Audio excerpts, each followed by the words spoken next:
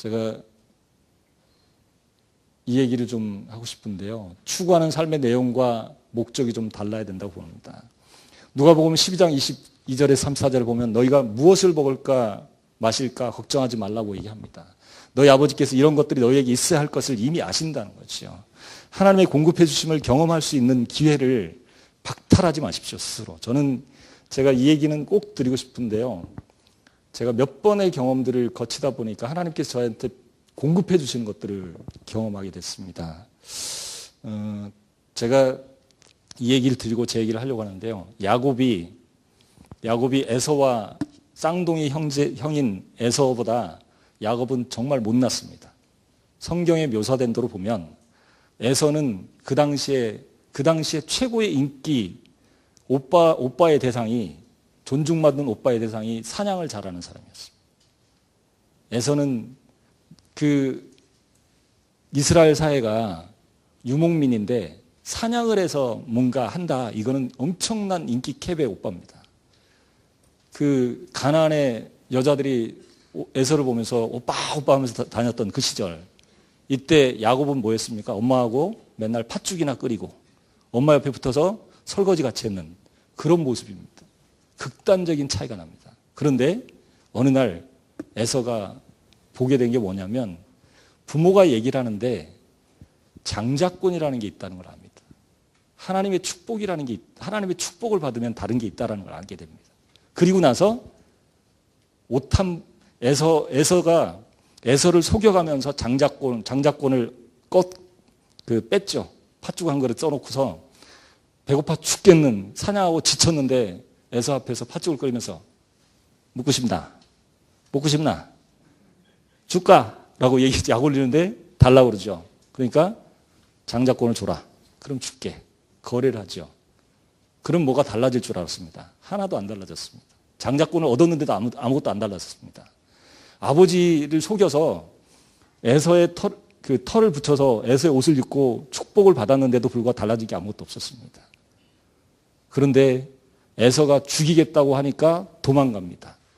옷도 제대로 못 챙겨서 배낭이 없으니까 돌을 찾아서 베개를 삼는 그런 너무나도 절박한 상황에 있는 그런 상태에서 분노한 에서에게 쫓겨서 도망살 신세가 된 비참한 상황 속에서 하나님에게 집중하기 시작합니다. 그때 천국을 오르락내락하는 사닥다리로 오르락내락하는 천사를 보게 됩니다. 즉 어려움과 고난이 찾아왔을 때 축복의 찬스가 온다는 거죠. 어려움 속에서 하나님께서 나에게 이야기를 하기 시작한다는 겁니다. 저는 1962년에 서울의 뚝섬에 조그만 학고방 같은 데 살았습니다. 그때부터 살아서 제 나름대로 좀 부자가 되고 싶은 욕구가 되게 많았습니다. 좀 너무 가난해서 그 지하 단칸방에서 대학교 졸업할 때까지 한 번도 햇빛을 볼 수 없는 지하 단칸방에 살았습니다. 근데 그러면서 제 소원이 하나 있었습니다. 돈을 많이 벌어야 돼. 그래서 제가 회계학을 전공했습니다. 회계학을 전공하면 돈을 많이 버는 줄 알았습니다. 근데 별로 아닌데 회계학을 전공하고 나서 그 다음에 제가 돈을 많이 벌어야 되겠다는 생각을 하고서 도전했는데 1999년에 대통령 표창을 받게 됐습니다. 우리나라 최초로 금융인으로 실시간으로 고객의 응답할 수 있는 리스폰스 시스템을 만들었다라고 해서 그걸로 제가 대통령 표창을 받게 됐는데 그 이후에 제가 유명해졌습니다. 어느 날 방송을 하고 천회종도 하고 막 이러다 보니까 엄청나게 유명해졌습니다. 근데 2008년에 우리 집에 재산을 봤더니 27억이 모아졌더라고요. 어마어마한 돈을 모아서 저는 그 전까지는 제가 인사라도 까지 했는데 까딱까딱 인사를 하고 뒤로 제끼기 시작하더라고요. 제가 무절제해졌고 교만하기 시작했고 저에게 점점 이상한 것들이 찾아오기 시작했습니다. 그러더니 점점 제가 정말 그야말로 타락한 모습을 보였습니다. 하나님이 더 이상 저를 지켜볼 수 없었던 것 같습니다. 저한테 갑자기 누구를 보증을 서게 했습니다. 그래서 보증부채 35억을 제가 지게 됐습니다. 제 당시 27억의 순자산을 평가했더니 이때가 2008년 11월 달이면 글로벌 금융위기이기 때문에 제 금융자산이 다 반토막이 나버렸어요. 팔 수도 없는데 매일 아침에 새벽마다 사무실에 출근하면 이미 빚쟁이들이 와 있었습니다. 그리고 밤엔 집에 절대 안 보내줬습니다. 힘들었습니다. 정말 힘들었습니다. 그 사무실 가도 힘들고 집에 가도 집에 아무한테도 얘기할 수 없고 누가 저한테 말만 시켜도 눈물이 나고 감당할 수 없는 상태가 계속 지속되다 보니까 우울증이 찾아왔습니다. 어느 날 우울증이 찾아오니까 죽어야 된다는 생각밖에 없더라고요. 제가 차를 몰고 눈을 감고 청담대교에서 운전을 해버렸습니다. 저는 이제 죽기로 결심하고. 근데 뭐가 팍 부딪히는 소리가 나는데 보니까 청담대교 교각에 부딪혔습니다. 순간에 겁이 나는지 브레이크를 밟았습니다. 그 바람에 제가 살았거든요. 얼마나 창피한지 제가 그걸 끌고 그 카센터 가서 다 고치고 나서 다시는 안 그래야 되겠다고 생각을 했는데 또 우울증이 찾아왔습니다. 계속 견딜 수 없어서 제가 2009년도 2월쯤이었던 것 같습니다. 한겨울이었는데 새벽 3시쯤에 저 혼자 일어나서 물을 받아놓고 이제 죽기로 결심하고 유서를 다 썼습니다. 죄송합니다. 갑자기 그 물을 다 떠놓고 이제 결심을 했는데 죽어야 될 이유가 별로 없는데 제가 죽기로 결심을 한 겁니다. 그리고 제 막내딸하고 아이들 다 안아보고 이제 죽어야 되겠다는데 막내딸 한 번 딱 안는 순간 갑자기 얘가 저한테 안 떨어지는 겁니다. 희한하게 안 떨어져서 제가 그 순간 눈물이 팍 터져서 더 이상 견딜 수 없어서 그냥 계속 울다가 애를 때려놓고 물을 다 빼버리고 제가 살아야 될 이유와 죽어야 될 이유를 적어봤더니 죽어야 될 이유는 빚졌다는 거 하나밖에 없더라고요. 살아야 될 이유는 너무 많은 겁니다. 그래서 다시 살기로 결심했습니다. 정말 결심을 하고 나서 제일 먼저 찾아간 게 제가 교회로 새벽으로 갔습니다. 저한테는 아무것도 없다고 생각하고 찾아가기 시작했습니다. 근데 그때부터 하나님이 저에게 말을 걸어오셨습니다. 작은 기적들을 경험하게 해줬습니다. 제가 돈을 다 벌어서 그달 빚을 갚는데 써버리고 다 했는데 남는 돈이 한 푼도 없는데 제가 할 수 있는 게 그 교회 가서 기도하는 것밖에 없으니까 교회 가서 기도를 하는데 금요일 날 그 밤에 늦게 11시 반쯤 갑자기 전화벨이 울립니다. 이 시간에 누구야 하고 전화를 받았더니 그 모 대학에서 홈커밍 데이를 하는데 내일 강사를 세워놨는데 그 사람이 급한 일이 생겨서 펑크가 났다는 겁니다.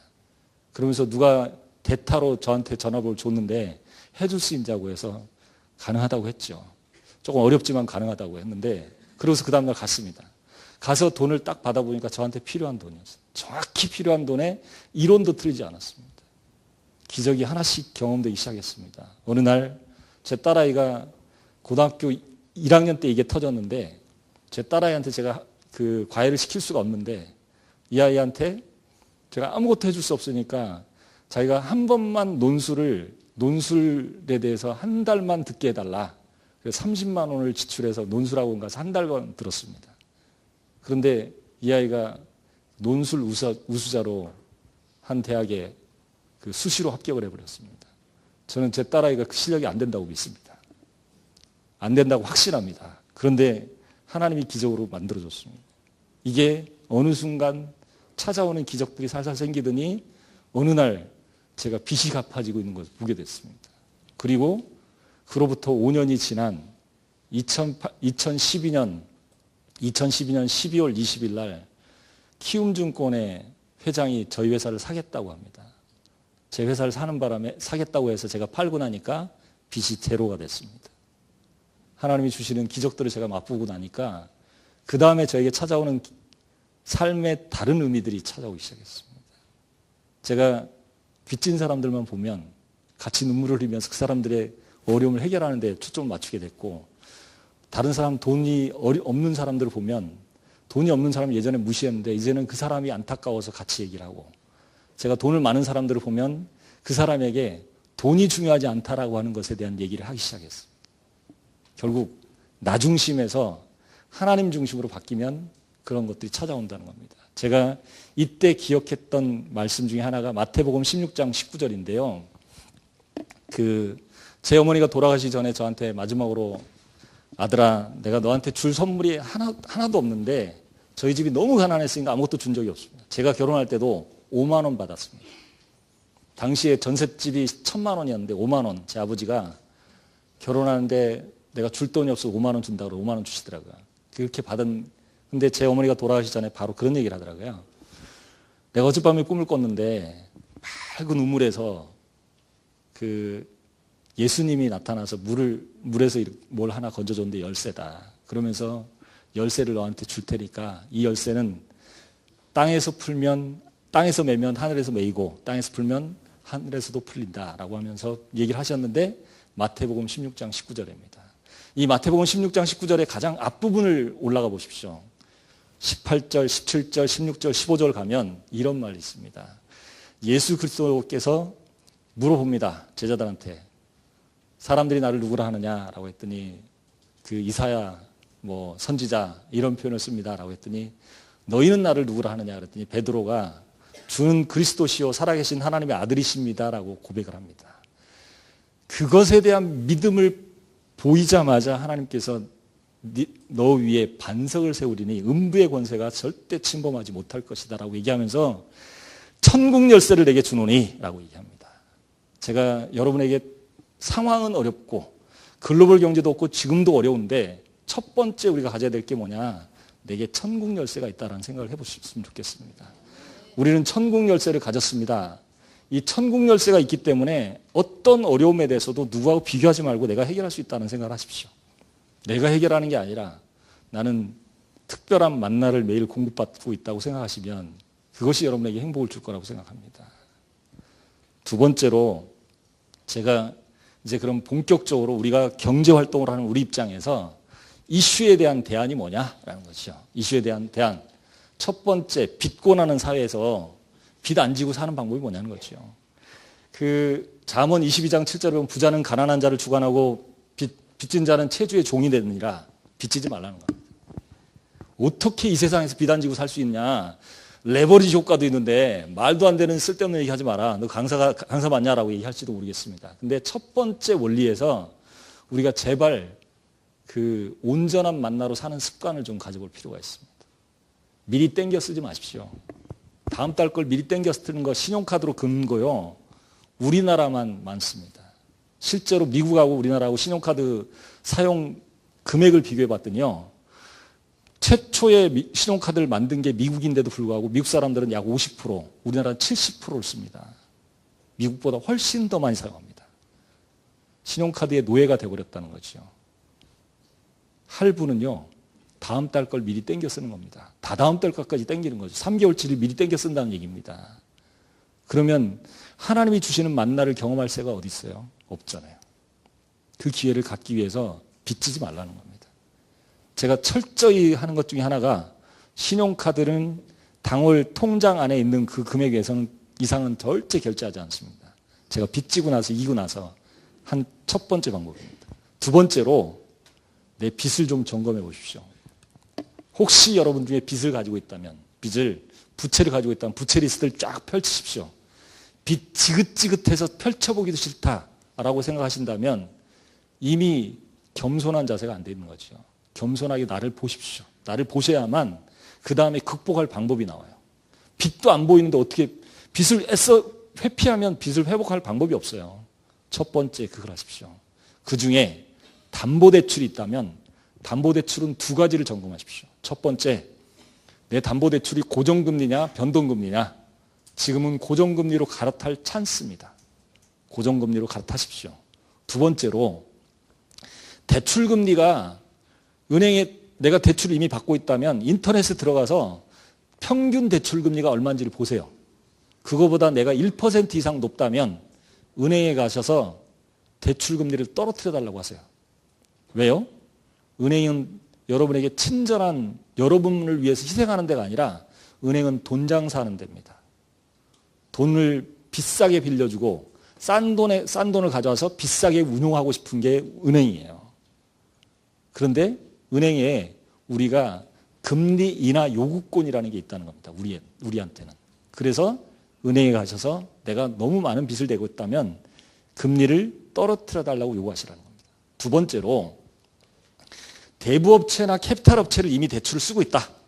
카드 돌려막기를 하고 있다. 그러면 과감하게 결정하십시오.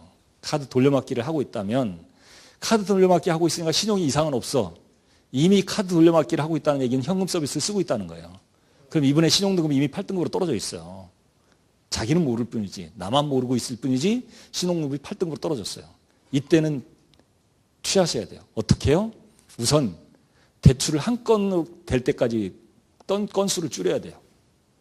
제일 좋은 거 캐피탈 업체나 이런 데 대출 받으셨다면, 대부업체 대출 받으셨다면 바꿔드림론이라는 게 있어요. 이걸 이용해서 금리를 10%이라도 떨어뜨리셔야 돼요. 그리고 건수를 하나로 줄여가면 은행권 대출로 다시 바꿀 수 있어요. 이러는데 한 7개월 정도 걸려요. 7개월의 시간을 단계별로 해결하면 된다는 겁니다. 이걸 좀 선택하시면 좋겠습니다. 그리고 가능하면 체크카드로 쓰십시오.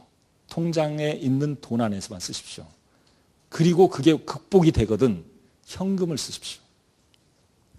지금 같은 신용사에서 현금 쓰시는 게 오히려 하나님의 은혜를 체험할 수 있는 더 좋은 찬스입니다. 다만 유류 때 신용카드 결제가 더 할인되는 게 있으니까 그런 것들은 활용할 수가 있죠. 자, 두 번째로 주택 문제. 집을 사야 된다. 사야 될까요? 사지 말고 집을 빌려서 할까요? 장로님 어떻게 생각하십니까? 죄송합니다. 사야 됩니까? 예. 빌려야 된다는 사람도 많이 있거든요. 저는 빌려야 된다는 생각을 가지고 있습니다. 자, 하나 보시죠. 집을 사야 된다. 왜? 대출 규제가 그러니까 건축에 대한 규제가 완화됐고 저금리 기조가 지속되고 임대 시장이 불안하고 투자 대안이 부족하니까 집을 사야 된다라고 얘기합니다. 빌려야 된다는 사람들은 가계부채가 이미 1200조를 넘어섰잖냐. 그리고 베이비부모가 대규모 은퇴하면 집을 자꾸 줄여갈 수밖에 없고 큰 평형 판다. 그러니까 낮은 평형으로 이동할 수밖에 없으니 집을 렌트하는 게 좋다. 거기에 가계소득이 감소해서 더 이상 새로 집을 살려는 수요자가 없다. 그래서 대출을 내주지 않으면 집을 살 수가 없다. 이 얘기입니다. 근데 대출이 중단돼 가요. 대출 규제가 심해졌어요. 그럼 어떻게 될까요? 전 세계로 보니까 집을 렌트해 사는 비중이 훨씬 더 높습니다. 우리나라도 문화가 바뀔 수밖에 없다는 거죠. 그래서 집에 대한 고민은 사는 것보다 렌트하는 쪽으로 변화를 주는데 내가 돈의 여유가 있다. 그리고 꼭 집을 나는 살 집이다. 팔 집이 아니라 살 집이다. 그러면 사는 게 낫죠. 다만 여기서 원칙을 좀 보십시오. 자, 이건 일본이고 일본은 쳐다보지 말고 미국하고 우리나라만 보시죠. 미국을 보니까 2001년에서 2005년까지 집이 엄청나게 올랐어요. 올라간 이유가 뭔가 봤더니 금리가 7%에서 1%까지 떨어진 거예요. 금리가 떨어지면 집값이 올라가게 돼 있다는 겁니다. 우리나라가 최근에 금리가 떨어지니까 집값이 올라가지요. 그런데 그 이후에 집값이 폭락을 했어요. 폭락했는데 보니까 그 이후에 금리가 올라갔어요. 우리나라 금리만 조금만 올려버리면 집값은 폭락하게 돼 있다는 거죠. 그런데 우리는 한번 폭락했다가 폭등했다가 폭락했다가 이번에 다시 올라가는 경험을 했어요. 미국도 폭등했다가 폭락했다가 다시 올라갔어요. 근데 어떤 현상이 나타나냐면 최근에 올라가는 집값은 특별히 오를 것만 오른다는 겁니다. 예전엔 무작정 올랐는데 지금은 몇 군데 오를 때만 오른다. 그래서 오를 투자 목적으로 한다면 특별히 오를 때 외에는 절대 사면 안 된다는 거예요. 다만 내가 임대를 목적으로 집을 산다. 그러면 역세권, 사람들이 직장 이런 데가 주거지, 학교 이런 데가 많은 지역을 선택하는 게 좋겠다. 이런 정도를 좀 보시면 좋겠습니다. 거기에 또 하나는 우리나라의 금리가 쭉쭉 떨어졌는데 문제는 주택 투자 수익률이에요. 주택 투자 수익률이 IMF 때 투자했던 사람 제일 좋았는데요. 최근에는 전세대란 났는데도 별로 안 좋아져요. 이것 때문에 집을 사도 투자 수익은 별로 없다는 겁니다. 거기에다가 인구 구조, 생산 가능 인구라고 하는데 이 사람들의 숫자가 점점 줄어들고 있어요. 거기에다가 집을 가장 많이 사는 45세, 49세 이 사람들의 인구가 떨어지는 인구 절벽 현상이 나타난다는 겁니다. 그러니까 집을 사면 안 된다는 얘기가 되는 거죠. 두 가지 종만 팔집이 아니라 살집이라면 사시고 두 번째로 임대 수익을 목적으로 한다면 정기예금의 대체 수요, 대체 투자 수단으로 월세용 집을 사는 것은 충분히 의미가 있다라고 보는 겁니다. 이 정도만 보시면 되겠습니다. 저는 이제 일반적으로 여기 젊은 분들이 계시다면 저는 공공주택을 바라보라고 말씀드리고 싶습니다. 공공주택은 LH공사에서 공공주택을 짓고 있는데 임대, 전세, 분양 지원인데 아주 생계가 어려운 사람들이 임대, 지원이나 이런 걸 선택할 수 있고 일반적인 경우는 전세, 공공분양, 공공임대분양 이런 것들 좀 살펴보시면 대부분 해당됩니다. 연봉이 5천만 원 미만이면 5천만 원을 넘어서면 좀 쉽진 않은데 그 5천만 원 정도 간당간당하다면 이거는 해볼 만한 패턴입니다. 활용하시면 좋을 것 같습니다. 자, 그러면 돈 관리. 내가 돈을 이제 모아간다면 어떻게 할 것이냐. 돈을 모아가는 원칙을 좀 정해보시죠. 가장 첫 번째는 자산 관리는 원칙이 있어야 돼요. 첫 번째, 일정 부분을 내가 언제든지 돈이 필요할 때 돈을 꺼내 쓸 수 있는 유동성 자금을 일부 넣어놔야 돼요. 그리고 금리가 너무 낮으니까 일정 부분은 투자 수익이 날 수 있는 것에 부분 배분을 해야 돼요. 세 번째로 공격적인 투자도 일부 가미를 해야 된다는 겁니다. 그런데 내 성향이 뭔가 넣어놓고 다음날 떨어질지 오를지 몰라서 불안해서 잠을 못 잔다. 그러면 절대 투자 상품은 들어가면 안 돼요. 이 두 가지 원칙을 꼭 정하십시오. 그 다음에 두 번째로 지금은 절세 상품에 관심을 가지셔야 돼요. 웬만하면 2천만 원, 연간 금융소득 2천만 원 되는 거 쉽습니다. 6억만 은행에 그냥 놔두면요. 금융소득 종합과세 대상이 돼버려요.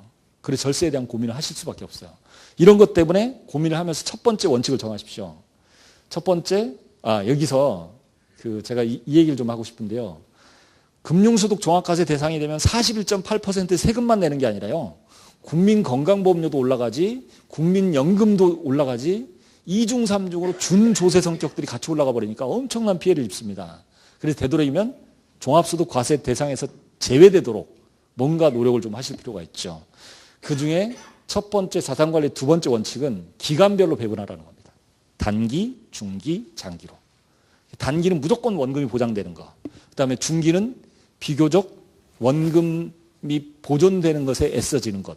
마지막 장기는 장기간 10년 이상 투자하면 투자 수익이 어떻건 상관없습니다. 리스크 해지가 되거든요. 그래서 이 장기 투자는 투자형 상품이 들어가도 돼요. 다만 이 세 가지를 할 때 4-4-2 전략을 쓰십시오. 4-4-2. 단기에 40%를 넣으십시오. 우리는 단기 사건이 훨씬 더 많습니다. 그리고 중기 사건 3년에서 5년 정도의 중기 상품에 40%, 장기는 20% 이상을 넣지 말라는 겁니다. 어떤 분을 제가 상담을 했더니 보험하시는 설계사분이 한 분 오셔서 자기한테 노후 준비를 위해서는 40%는 저축에 넣어야 된다고 그랬다는 겁니다. 노후 준비만을 위해서 살면 그럴 거예요. 근데 미국에서는 어떻게 하느냐면요. 미국 사람들의 기본적인 패턴은 젊었을 때는 저축으로 돈을 만듭니다. 그 돈을 만들어서 그 돈을 일시금으로 보험회사에서 은퇴해서 돈을 넣어놓습니다. 그 돈을 죽을 때까지 연금으로 달라는 거죠. 왜 그렇게 하냐면 이 장기로 돈을 많이 묶어놓으면 사업비로 많이 빠져나가 버려요. 그러니까 내가 넣는 돈보다 사업비로 내는 돈이 너무 많으니까 적립되는 금액이 작아진다는 거예요. 그래서 가능하면 작게 거기다 추가 납입을 하는 방식을 택하는 게 훨씬 더 좋더라는 거죠. 이건 제가 뒤에서 좀 다시 말씀드릴게요. 자, 그 중에 이제 최근에 ISA, 지난 월요일, 어제부터 ISA를 은행하고 증권에서 팔았는데 난리가 났죠. 막 경품을 뭘 주네 막 난리가 났는데 이 ISA 진실을 파헤쳐 보죠. ISA에 대해서 다음 주 화요일 날 아마 극동방송 아침에 방송에 나갈 텐데요. 이 ISA 좀 보십시오. ISA는 첫 번째 인디비주얼 세이빙 어카운트, 개인 자산 관리 계좌라는 거예요. 개인 저축 계좌. 근데 이걸 정부가 만들었어요. 근데 이 정부가 만들다 보니까 작년에 국민 재산 늘리기 프로젝트, 이름도 거창한 국민 재산 늘리기 프로젝트 하나로 ISA를 만들었는데 이 ISA가 과연 나한테 괜찮으냐는 거죠. 과연 나는 괜찮으냐. 이게 해외 제도를 모방하긴 했는데 뭔가 좀 몇 개가 서운한 게 있어요. 근데 결정적인 게 서운해져 버렸어요. 그러다 보니까 예금, 펀드, 파생 상품을 여기다 넣을 수 있는데 여기에 문제가 몇 개 발생되더라는 거죠. 일단 이 자격부터 보시죠. 가입 자격은 근로소득이 있거나 자영소득이 있거나 뭐 사업소득 신고를 하는 사람이라면 모두 다 전 국민이 1인 1계좌를 만들 수 있어요. 소득이 있으면 된다는 거예요. 우선. 그 다음에 두 번째로 연간 2천만 원까지 넣을 수 있어요. 연간 2천만 원까지 5년 동안 넣으니까 5년 동안 1억까지 넣을 수 있어요. 그런데 납입기간, 가입기간이 5년이에요. 5년 동안 무조건 묶어놔야 돼요.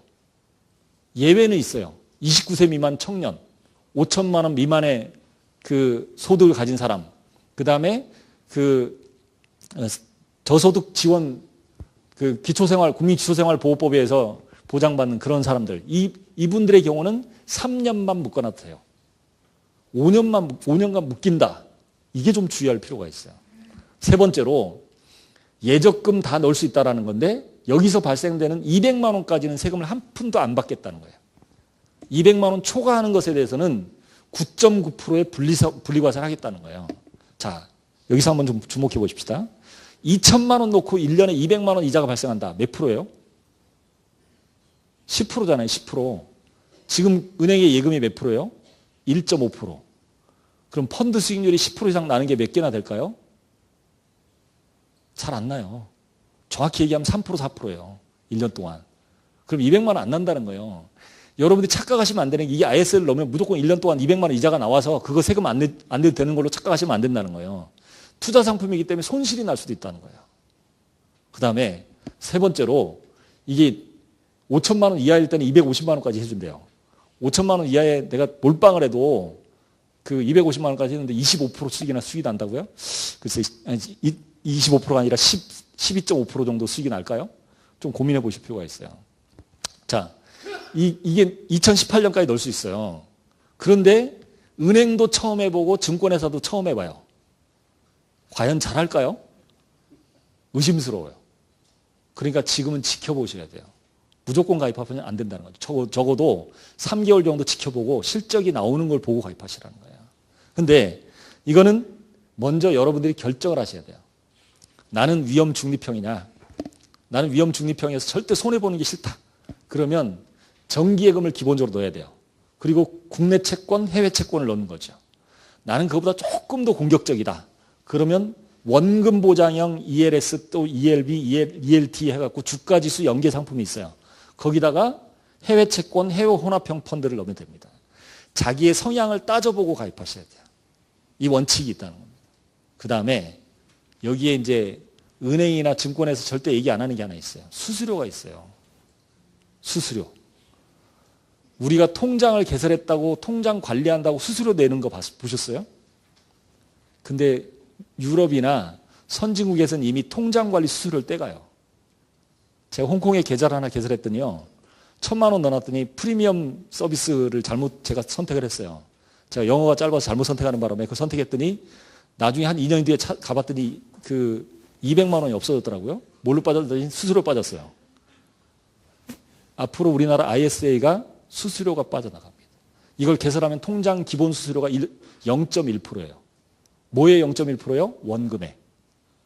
1,000만 원 넣으면 얼마요? 10만 원. 그럼 정기예금에 내가 1,000만 원을 다 넣었어요. 1,000만 원을 ISA를 1,000만 원을 세금 안 낸다 그러니까 1,000만 원 ISA에 넣으면 ISA 넣었더니 그 이자가 1.5% 정도 나오죠. 그럼 15만 원 나왔다고 합시다. 15만 원. 15만 원 나왔는데 IS의 통장 관리 기본 수수료 0.1% 떼가요. 얼마요? 10만 원이요. 수수료 10만 원 떼가면 5만 원 남잖아요. 15만 원 이자 붙었는데 이자에서 10만 원 수수료 빼고 나니까 5만 원밖에 안 남아요. 근데 만약에 그걸 그냥 나 세금 내고 말래 했더니 15만 원에서 15.4% 계산했더니 2만 얼마예요. 그럼 13만 원 받잖아요. 13만 원 받을 거 ISA 넣는 바람에 5만 원밖에 못 받아요. 이런 일이 발생한다는 거죠. 이 부분을 ISA는 기본적으로 손실의 가능성이 있다는 겁니다. 첫 번째. 두 번째로 ISA는 수수료가 있다는 겁니다. 예금만 넣으면 절대 안 된다는 거예요. 적어도 3% 이상의 수익이 나야만 돼요. 그래서 정기예금과 채권을 반드시 넣을 수밖에 없다는 거예요. 그리고 해외 채권을 넣어야만 국내 채권보다 수익이 높다는 거예요. 국내 채권은 2.5에 3%밖에 이자가 안 나오는데 해외 채권은 보통 5%에서 많이 나올 때는 37%까지 나오더라는 거예요. 그래서 이걸 섞어야 된다는 거예요. 근데 이게 또 하나의 문제는요. 일임형을 선택하게 되면 일임수수료를 또 떼가요. 통장 기본수수료만 떼가는 게 아니라 일임수수료라고 해서 신탁수수료, 운용수수료 해갖고 이거 또 떼가요. 개틴도친도 아니고 뭐 엄청나게 떼가는 거죠. 그러니까 이게 뭐가 붙어있는 게 너무 많은 거예요. 그러다 보니까 내가 5% 이상의 수익이 안 나면 이건 꽝이라는 거예요. 그러니까 반드시 3개월 동안 어디가 5% 이상의 수익이 나는지를 보신 다음에 그런 걸 선택하신 다음에 들어가야지. 프로모션 얼마 준다고 해서 홀라당 들어갔다가 내 재산 날리면 국민재산 늘리기 프로젝트가 아니라 국민재산 축소 프로젝트가 되는 겁니다. 이 부분 주의하시기 바랍니다. 5천만 원 5년간 또 거기에다 5년간 묶여버려요. 그러니까 제가 만약에 2천만 원의 여유자금이 있다. 5년 동안 묶어둘 돈은 안 돼요. 그러면 1,000만 원은 단기로 예금으로 놔두시고요. 1,000만 원을 IS로 옮기는 이런 양분 전략을 쓰시라는 겁니다. 이해가 되시죠? 무슨 말인지. 자, 두 번째로 투자 상품을 선택할 때 어떻게 할 거냐. 투자 상품은 기본적으로 원칙을 정하셔야 돼요. 스타일이 다 달라요. 배당주, 가치주, 성장주, 뭐 해외 주식형 다 달라요. 그러니까 스타일을 나누십시오. 알파고, 알파고가 실제로 있습니다. 캐나다에 가면 있답니다. 근데 이 알파고가 무슨 의미를 가질까요? 인공지능. 사람이 가지고 생각할 수 있는 기능을 컴퓨터에다 넣은 겁니다. 이게 무슨 얘기냐면 컴퓨터는 기계적으로 확률을 계산합니다. 우리는 확률을 계산하려면 10 마이너스 하여간 100만 5천 뭐 이런 식으로 계속 계산할 때 그거 계산하는데 하루 걸릴 텐데 얘는 1초 만에 해결합니다. 그걸 반복해서 누적시키면 생각을 하는 것처럼 보여요. 마치.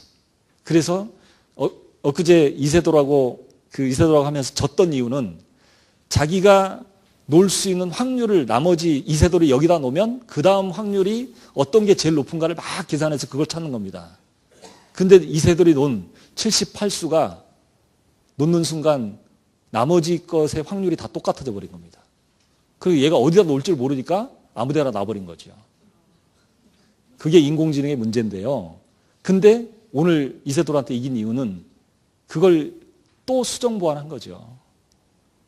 그러니까 수정 보완했으니까 또 끝나버린 거죠. 확률의 반을 반반 또 나누면 그 다음에 또 확률이 또 나오겠죠. 그렇게 계산한 거죠.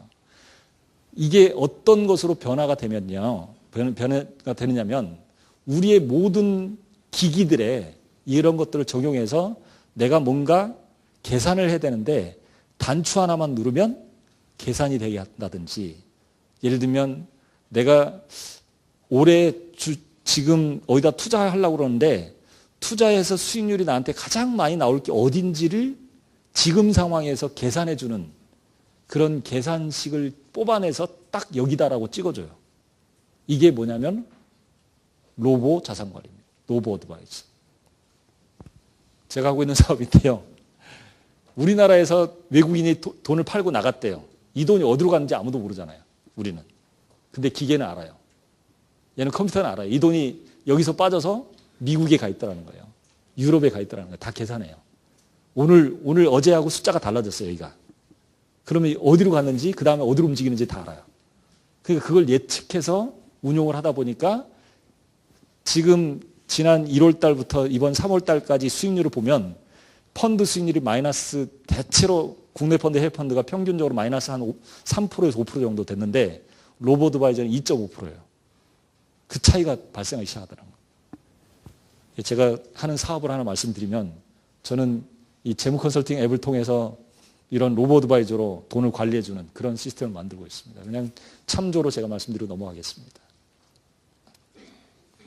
2015년에는 우리나라 방송 중에 먹방이 떴어요. 먹방. 집밥 백선생, 뭐 셰프끼리 뭐 이런 얘기를 되게 많이 했는데 이것 때문에 뭐가 떴을까요? 식품주가 떴습니다. 식품주. 라면 농심에서 짜왕이라는 라면을 내놨어요. 그동안 짜장라면이 없었던 게 아니잖아요. 근데 셰프가 만든 짜왕이에요. 셰프가 만든 짜장면이니까 갑자기 고급화된 거예요. 그랬더니 라면이 엄청나게 떠버렸어요. 그러고 나니까 오뚜기에서 회심의 한 방을 날리죠. 진짬뽕이라고. 짬뽕을 딱 내놨더니 이게 어마어마하게 맛있는 겁니다. 그러니까 사람들이 너무 많이 사요. 그러면서 이 두 개 회사의 주가가 달라져 버렸어요. 즉 방송이 사람들의 트렌드를 변화시키면서 트렌드의 변화는 결국 경제에 적용이 된다는 거예요. 2016년을 제가 보여드릴까요? 2016년은 보면 집방이에요. 헌집 죽게 새집 다오, 내 방의 품격, 수컷의 방을 사수하라 뭐 이런 내용의 방송들이 갑자기 떴어요. 이게 뭐냐면 인테리어 관련 부엌 가구.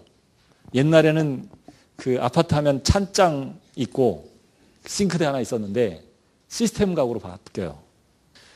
자, 행복한 노후에 대한 얘기를 이제 해서 마무리 좀 지어가고 있습니다. 행복한 노후를 위한 두 가지 준비를 좀 제가 말씀을 드리고 싶은데요. 노후를 고민하신다면 두 가지 준비하십시오. 첫 번째 자녀에 대한 준비, 두 번째 본인에 대한 준비해서. 자녀에 대한 준비 뭘 해야 될까요? 자식을 버려라 합니다. 죄송합니다. 우리나라 부모는 자식에게 자식을 내가 원하는 자녀를 만들고 있습니다. 애가 태어나면요, 애는 당연히 유모차를 고급 유모차를 타야 되고요.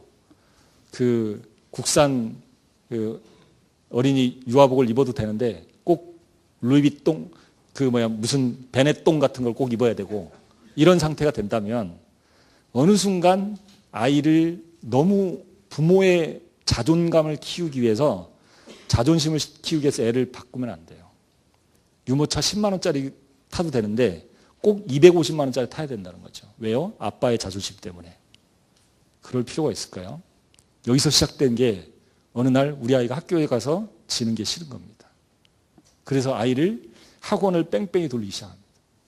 얘를 위해서라는 거예요. 얘를 위하긴요. 내 자존심 때문에 그런 거죠. 어느 날 이 아이는 기계로 변합니다. 그리고 이 아이에게 정서가 없어집니다. 그리고 어느 날 알파고한테 판판이 깨지는 그런 아이가 될지도 모릅니다. 우리가 좀 생각해야 될 게 자녀에 대한 것들을 자녀 스스로 결정하게 해야 됩니다. 제가 아까도 말씀드렸는데 제가 육군사관학교에서 강의했더니요. 육군사관학교 사관생도 중에 한 명이 졸업반이고 이제 소위계급장을 다는데 저한테 상담을 요청해서 상담을 해줬습니다. 네 인생은 이렇게 좀 살아봐라.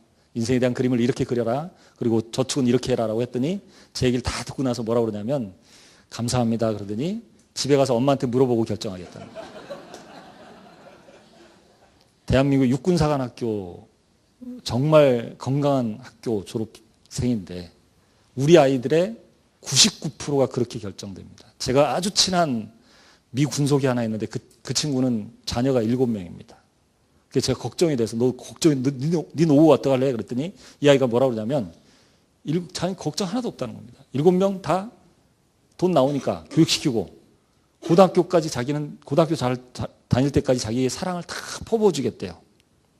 그리고 고등학교 졸업하면 자기하고 빠이빠이래요. 자기 인생 살아간다는 거죠. 자녀에게 결정할 수 있는 권리를 주십시오. 자녀를 버려라는 얘기는 자녀와의 관계를 경제적인 관계를 분명히 하시라는 겁니다. 여러분의 노후를 하시려면 자녀에게 제가 아까 얘기했잖아요. 제 딸아이한테 3천만 원 많이 줘야 5천만 원이 절대 안 준다 라고 관계를 얘기했더니 제 딸아이가 진짜네요.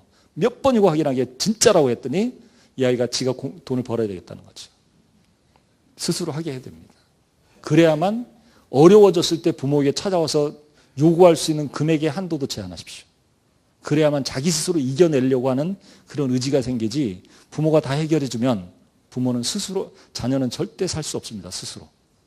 오히려 낙오되는 애가 된다는 거죠. 두 번째로 본인에 대한 준비인데요. 할 일을 분명히 정해놓으십시오. 나이 들어서 할 일이 없는 게 제일 불편한 겁니다. 건강을 잃어버리는 것, 경제적인 거 없어지는 것, 관계, 다른 사람과 관계가 노인 돼서 친구도 없고 우두커니 하늘 보고 땅 보고 이러면 인생 조진 겁니다. 죄송합니다. 이런 말씀 드려서. 관계, 우울증, 대한민국 우울증이 노인 우울증으로 자살률 1위가 되는 이유가 거기에 있어요. 친구들과 관계를 노인이 될수록 친구한테 양보하십시오. 제가 어떤 아는 분들이 같이 골프를 치러 갔는데 그분들이 얘기를 하다가 자기네끼리 싸우는데 절대 양보를 안 하니까 싸우더라고요. 나이 드신 70대가 다 돼서 이 새끼 저 새끼 하니까 정말 꼴 보기 싫더라고요. 양보하시는, 그래야만 노후가 행복해집니다. 노후 준비는 어떻게 할 거냐? 첫 번째, 연금을 혹시 가입했다면 보험사 연금은 사업비를 꼭 점검하십시오. 그리고 변액 유니버셜 같은 상품을 활용하되 이거는 보험이기 때문에 사업비가 빠져요. 그래서 가능하면 과거에 처음으로 새로 가입할 때는 작은 금액으로 넣으세요. 그리고 추가 납입을 하세요. 이 무슨 얘기냐면 내가 30만 원 넣을 돈이 있다. 매달. 그러면 20만 원만 넣으세요. 그리고 10만 원을 추가 납입하면 사업비는 20만 원에 대해서만 나가요. 그러면 늘어난 금액이 더 늘어나요. 이 말은 제가 시간이 너무 없어서 이렇게만 말씀드리겠습니다. 기존에 가입하고 7년 이상 됐다면 오히려 지금 시점에서 해지하고 그거를 일시금으로 갈아타고 그리고 거기다 추가 납입을 하세요. 그게 사업비를 확 줄일 수 있는 방법입니다. 그리고 나이가 드셨다면 은퇴 전략에서 그동안 돈을 모으느라고 했었다면 이제는 자산을 뿌리는 거예요. 내가 죽을 때까지. 어떻게 내 삶의 여정에 쫙 뿌려내는 겁니다. 사람들한테 나눠주기도 하고 내 생활을 쓰기도 하고 이런 과정에서 제일 중요한 게 뭐냐면 인출 전략입니다. 돈을 인출하는 이 연금을 죽을 때까지 안정적으로 받을 수 있는 연금 시스템을 만드는 게 제일 중요합니다. 그 중에 하나로 제가 이번 4월 달부터 판다고 하대요. 프루덴셜 디파인 인컴이라고 하는 게 외국계 보험사에서 금액을 아예 정해놓고 그 금액을 죽을 때까지 주는 그런 상품이 나왔다고 그러니까 한번 관심을 가져볼 만합니다. 제가 이제 이거는 뭐 제가 참조로 말씀드리는가 활용을 좀 해보시면 좋을 것 같습니다. 이렇게 말씀드렸더니 그럼 묻자란 말이고요. 정리를 좀 하겠습니다. 첫 번째로 하나님의 백성으로 남의 눈을 의식하지 말라는 겁니다. 왜요? 우리가 믿는 복음은 능력이 있습니다. 분명히 능력이 있습니다. 공급해 주시는 능력을 경험할 수 있습니다. 내가 복음을 부끄러워하지 않으니 이 복음은 모든 믿는 자에게 구원을 주시는 하나님의 능력이 됨이라고 로마서 1장 16절에 얘기하고 있습니다. 저는 이 말을 믿습니다. 저는 복음이 능력이 된다라는 사실을 알고 있기 때문에 하나님을 믿는 그 믿음으로 우리가 살아가면서 세상에서 너무 얍삽하게 살지 마십시오. 오히려 내 걸 비워놓으면 채워지는 것을 경험할 수가 있게 될 겁니다. 완벽하게 되는 것이 중요한 건 아니고 하나님과 내가 하나님의 자녀로 삶을 살아가는 것이 더 중요하다는 생각을 했으면 좋겠습니다. 크게 1년에 한 번씩 우리 집에 자산 상태표를 한번 적어보십시오. 그리고 내가 원하는 인생, 내 자녀에게 원하는 인생, 뭔지를 기준을 좀 잡아보십시오. 그리고 미래에 일어날 일을 이벤트로 쭉 나눠서 그거에 대한 돈을 준비하는 그런 플랜을 좀 세워보십시오. 네 번째로 자녀의 경제교육도 꼭 시키십시오. 자녀는 유태인에게 가장 중요한 교육 중에 하나가 돈에 대한 교육입니다. 성경에 희한하게도 달란트, 문화 그런 것들이 되게 많이 나오는 이유가 유태인의 경제 교육 방식 중에 돈에 대한 교육이 되게 많습니다. 두 번째로 하나님의 말씀을 미간에 붙여라라고 계속 얘기하는 것들은 말씀에 대한 교육과 돈에 대한 교육이 분명하니까 전 세계 경제권을 다 유태인이 장악하고 있죠. 우리 아이가 걱정이 된다면 아이의 경제교육을 좀 해보시라는 겁니다. 이제는 가입하는 시대에서 관리받는 시대로 바뀌었으니까 여러분 주변에 괜찮은 자산관리사가 있으면 꼭 상담을 한번 받아보시라고 부탁을 드리고 싶습니다. 제가 마지막으로 드릴 수 있는 것들은 한 2가지 정도가 될 것 같습니다. 한 3가지. 첫 번째, 여러분들이 필요한 자산관리가 있다면 제가 한번 도와드릴 수 있을 것 같습니다. 그 다음에 여러분들한테 나눠드린 그 뒤에 보면 기업체 직원들의 온오프라인은 성희롱이나 그 산업안전 개인정보 보호 교육이 있는데 이거는 그 노동부에서 그 고용보험으로 그 내가 사업주가 부담한 금액이 240%까지 노동부에서 주거든요. 공짜로. 그러니까 이걸 이용하셔서 무료 교육을 받는 것들 한번 도전해 보시는 게 좋을 것 같은데 이걸 좀 도와드릴 수 있을 것 같습니다. 그 다음에 직원들에 대한 재무교육과 재무상담 지원을 좀 저희 그 돈 걱정 없는 우리 집 연구소를 통해서 제가 해드릴 수 있을 것 같습니다. 제가 시간을 되게 오래 잡은 것 같기도 하고 제가 시계를 못 보고 있어서 혹시 좀 도움이 되셨습니까? 네, 제가 도움이 됐길 바라고요. 제 전화번호하고 그 이메일 주소는 거기 나눠주는 자리에 있습니다. 보시고 궁금한 점이 있으면 저한테 메일을 보내시거나 문자를 주시면 전화를 받는 건 잘 못 받습니다. 문자로 주시면 제가 답변해 드리겠습니다. 장시간 제 얘기 들어주셔서 감사하고요. 제가 아까 말씀드렸던 우리에게 하나님이 주신 열쇠가 있다는 것, 그 전제 조건은 예수 그리스도가, 예수님이 우리의 그리스도 대신 십자가상에서 죽으시고 부활하셔서 영원한 생명을 주셨다라고 하는 그 사실을 믿는 믿음 안에서 열쇠가 있다는 걸 기억하시고 승리하시는 여러분들이 되시길 빌겠습니다.